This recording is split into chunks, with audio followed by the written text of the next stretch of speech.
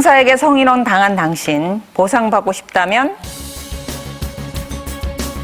그거 살짝 녹음해 놓을게요. 오, 좋다. 국가인권위원회. 피해 정도도 이제 좀 밝혀서 진단서 같은 거. 다음 날 출근하지 말아요. 진짜로요? 피하면 안 되지. 피하면 아, 이거 어떤 진짜 의미일까? 피하는데. 피하면 안 될 것 같은데. 얘기를 들어보자고요. 근데 어떻게 보상을 실제로 있었던 일인데요. 그 섬유공장에 다니는 20대 여직원이 있었습니다. 그래서 외모도 예쁘고 성격이 밝아서 직장 내에서 아주 인기가 좋았어요. 그런데 그중에서 유독 아버지 뻘 되는 상사가 유난히 잘 챙겼습니다. 그래서 잘 따랐어요. 근데 어느 날 이분이 근처 저수지에 가서 저녁이나 먹을까? 이렇게 제안을 하는 거예요. 그래서 생각 없이 거기를 이렇게 딱 따라갔습니다. 네. 그런데 거기 도착해서 밥을 먹으면서 네. 음악 소리가 시끄러우니까 잘 안 들리네? 옆으로 와봐. 근데 옆에 앉게 해요. 그러더니 옆에서 이제 쏙닥쏙닥 이제 성희롱을 하는데요. 나는 다른 남자들처럼 시시하지 않아. 내 힘을 보여줄게. 괜찮은데. 해야죠. 한 달에 2번씩만 보자.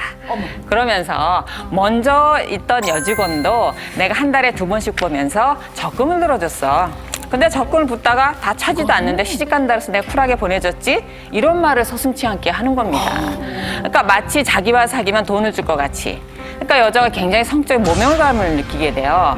이 여자가 이루 말할 수 없는 수치감을 느끼게 돼서 그 다음날 출근을 안 하게 됩니다. 그래서 3일 뒤에 출근해서 다른 상사한테 자기가 이런 성희롱을 당했습니다. 라고 말을 한 뒤에 국가인권위원회에 신고를 했습니다. 국가인권 나오네. 네, 나오네. 아니 이게 근데 중요한 건요. 이게 그 성희롱하고 어떤 관계가 있는지가 난 저는 그게 아직 출근 여부가. 예, 그냥 예. 그 어떻게? 다음 날 출근을 하지 않았고 이러한 정황들이 받아져서 국가인권위원회에서 손해배상으로 500만 원을 줘라라는 권고안이 내려졌는데요. 네. 김한석 씨 같은 의문이 당연히 들 겁니다. 네.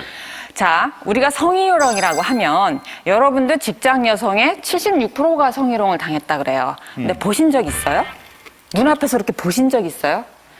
은밀한 장소에서 이루어집니다, 이게. 그러다 보니까 성희롱과 이렇게 관련한 직접적인 증거가 절대요. 직접적인 증거가 절대요. 없습니다. 성희롱과 이렇게 관련한 직접적인 증거. 성희롱과 이렇게 관련한 직접적인 증거가 절대요. 없습니다. 저희 지금 봤어요. 성희롱이라고 지금 봤어요. 네, 이런 직접적인 증거가 없을 때 그 상황이 벌어지고 난 이후의 정황이 중요하게 영향을 미친다는 겁니다.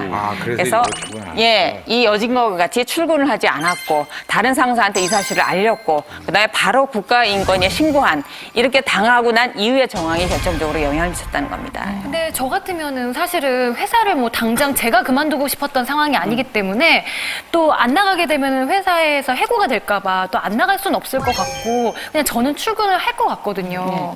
근데 저 같은 여성분들이 굉장히 많으실 것 같거든요, 저는. 맞습니다. 대부분의 분들이 성희롱을 당하고도 출근을 그냥 한단 말이에요. 근데 이게 이제 나중에 사고가 안 터지면 되는데 이로 인해서 자기한테 치명적으로 상처가 되는 일들이 발생하는데요. 실제로 있었던 일을 제가 말씀을 드릴게요. 참하고 예뻤던 한 여성이 있었습니다. 근데 야근을 하다가 직장 동료 남성에게 강간을 당합니다. 예. 근데 그걸 차마 말을 할 수가 없었어요. 증거도 없고. 이러다 보니까 그 다음 날도 출근해서 열심히 일을 했어요. 3개월 뒤쯤 직장에 이상한 소문이 나기 시작합니다. 저 여자애가 남자마다 꼬리를 쳐서 꼬신대더라, 유혹한대더라, 이런 소문이 난 거예요.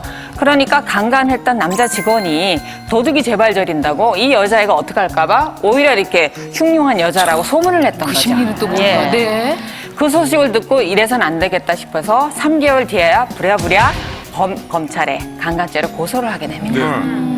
그런데 결론은 무혐의 결정이 나요. 뭐야? 예. 증거가 없는 거예요. 네. 왜냐하면 강간 같은 경우는 그 즉시 어떤 조치를 했다면 증거도 확보할 수 있었는데 3개월이라는 시간이 지났고 만약에 여성으로서 강간을 정말 당했다라고 하면 3개월간 그렇게 아무렇지도 않게 직장생활을 할 수 없다.